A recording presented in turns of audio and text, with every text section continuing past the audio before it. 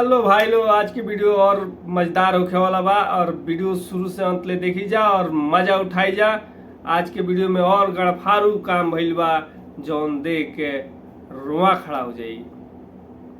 देखी जा शुरू से अंत ले, थोड़ा भी स्किप ना करे जा और शुरू से अंत ले देखी जा और मजा उठाई जा। आज की वीडियो में भरपूर लहंगा में का काट दोलस्ता रहे भौजी कि इतना तू बेचैन बाड़ू। अपन बात के तनी साफ साफ कह कि तारा लहंगा में घुस के कौन चीज काट देला बा आ का हो गइल हो कि कोनो धाते नहीं नु काट देले भाईवा। लहंगा में घुस के आखिर का एक करतरू तनी हमरा से साफ साफ बता दो, तनी हमनियों के जाने खातिर दिलवा बेकरार हो गइल बा कि तारा लहंगा में का घुस के काट देले बा। तनी खोल के बताओ अपन बात के।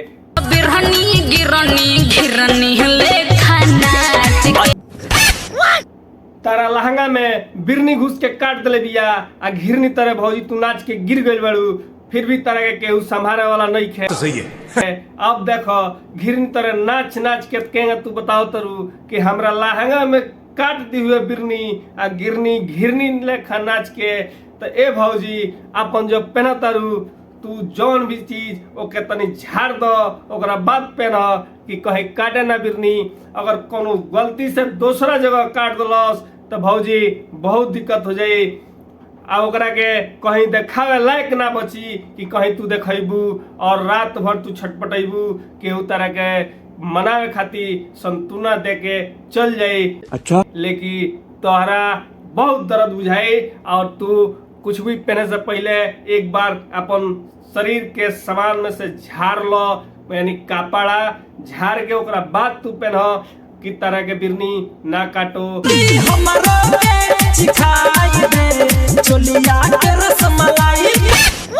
पतर की हमरो के चिखाई दे चोलिया के रसमलाई। तो ए भैया जी तू कई में के रसमलाई खइब, खाली चोली में के रसमलाई खइब कि और कहीं के रसमलाई खइब और बोलो दूसरा ढंग के तू खाई चाहत होब तो बा हमनी लगे हाजिर और चाह तो तू खा सकेलो।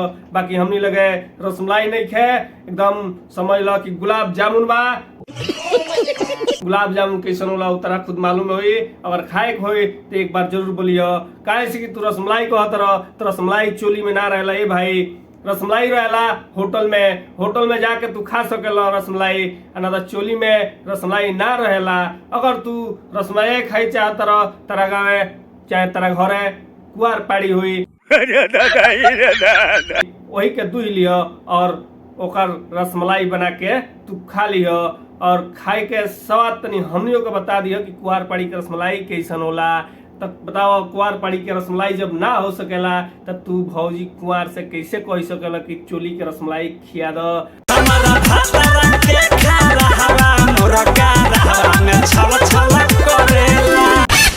मोर भातरा के खरा हवा गड़ा हवा में छल छल करेला। तो ए भौजी तेरा भातरा के खरा जोन बा उ तेरा गढ़ा में मान तनी छल छल करत हुई, बल बल करत हुई, लेकिन इतना तू याद रखियो कि खरा के 4 गो पैर होला, 2 गो बड़े बड़े कान होला आ हेत चुके पूंछ होला। अगर देख लियो कि कोई में से खराबा कौन चीज तरह गढ़ावा में डाल डाल के उछलता, अगर गलती से समझ लो कि तार गढ़ा में अगर वो अपन अंगुरी लगा दलस यानी नोह वाला तो कहीं से भी कुछ हो सकेला। ओके मने जिम्मेदार खराहा ना हुई।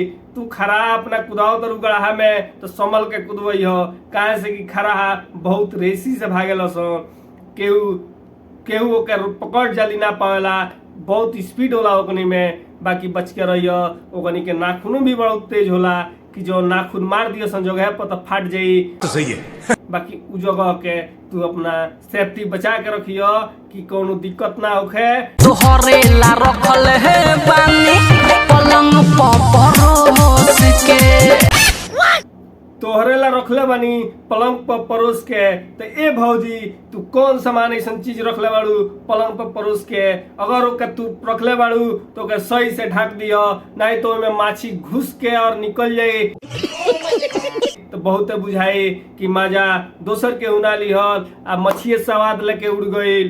तो भौजी ओकरा के ऐसा जगह संभाल के रखियो कि माछी घुस के ना निकले अगर ओइमे भिनभिनाई तो बहुत बेकार लगी, काहे से कि भिनभिनाई तब सब स्वाद तार खत्म हो जाई और परसल सामान रहले के रहले रह जाई आ मरद देख के भाग जाई। यही से कहतनी कि देख के ओकर तू बढ़िया से सेवा कर, ओकर देखभाली कर, पलंग पर परसोरले बाड़ू तो ओके संभालो।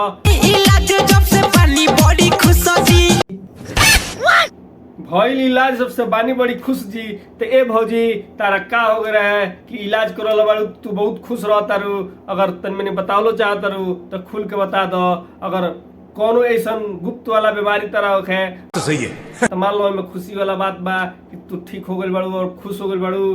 बाकी बच के रहियो, डॉक्टर वो सो एकदम संभर के जगह पर सुई लगा दिया सो, कूदते रह जेबू, खुशी रह जाई। कोरेला प्यार ये दुनु चुसा चुसा दितरो करेला प्यार दू चुस चुस जी। यानी भौजी तहार ना तारा भतरा के तबीयत खराब रहे कि तारा के वो प्यार बढ़िया ना करत रहे तो तू के इलाज करल बाड़ू और अब वो प्यार करता तारा से दोनों चुस चुस के उहो तो तू बहुत खुश बाड़ू। अब एबर के फीलिंग तारा बहुत अच्छा लगता। तो भौजी बच के रहियो, अगर दवाई खिले बा भयावा तो समझ लियो 5 मिनट के काम 50 मिनट ले लेके जाए। तो अब तू खुश बढ़ले बाड़ू तो ओके हम सोल्यूशन देता रही कि देख लो हाई दोनों डॉक्टरों में से एक डॉक्टर के तू ध्यान से देखो कि तारा एकदम सामान्य पर फुल निगाह कैले बा। अगर उ निगाह कैले बा तो गुरु से तनी बच के रहियो, काहे से कि उ तोहरे ऊपर पूरा डोरा डाले के प्लानिंग में बड़ा सा। हाँ तो भाई लोग का हाल चल बा, ठीक बा, ठीक चाहे। आज के वीडियो कैसा लगला कैसा ना कमेंट में जरूर बता देव जा। अगर वीडियो पसंद पड़ल हो तो एगो लाइक जरूर करब जा और हमारा चैनल पर नया बानी जा तो हमारे चैनल के सब्सक्राइब करके और बेल आइकन के बटन दबा देव जा कि आवे वाला वीडियो के नोटिफिकेशन रउआ लोग के मिली और से और मजेदार वीडियो देखे के मजा मिली और देख के इंटरटेनमेंट करे जा। आज के बकचोदी इतना ही, बस फिर मिल रही है वो अगला वीडियो में, तब तक लिए बाय।